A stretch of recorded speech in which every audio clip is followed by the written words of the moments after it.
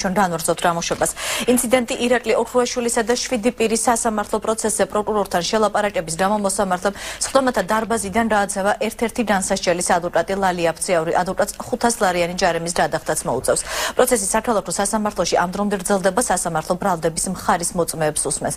ერთადერთი მადრენი აცხადებს, რომ 2011 წლის მაისში თავისი თვალით ნახა, როგორ მზადდებოდა შეიარაღებული ფორმირებები ცხინვალის მიმდებარე ტერიტორიაზე. ბრალდებულების ადვოკატები აცხადებენ, რომ მოწმის ჩვენებაში ბევრი უზუსტობაა.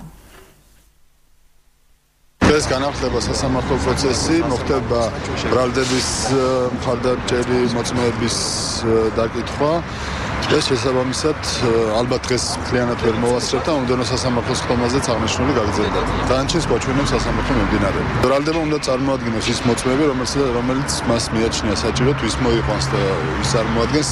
ალბათ ის პოლიციელები, რომლებიც ადასტურებენ თითქოს და იარაღის ამოღებას თითქოს და ჩასაბრებაში ყოფნას, რაც ვნახოთ პროცესს. ბრალდების მხარის მოწმე, ყველაზე მნიშვნელოვანი მოწმე, ვინც ყავთ, ეს არის კონტრდაზვერვის თანამშრომელი, როგორც სრულობდა სასამართლო პროცესზე. მე მინდა ბატონ კბილაშვილს მივმართო, რომ ჩამოაცილოს ის პროკურორები, რომლებიც თითქმიდან ოქრუაშვილისა და სხვათა მიმართ იმ ბრალდებებს, რასაც დღეს ვიხილავ, წინააღმდეგ შემთხვევაში მე ვფიქრობ, რომ ძალიან ცუდი პრეცედენტი იქნება დაშვებული.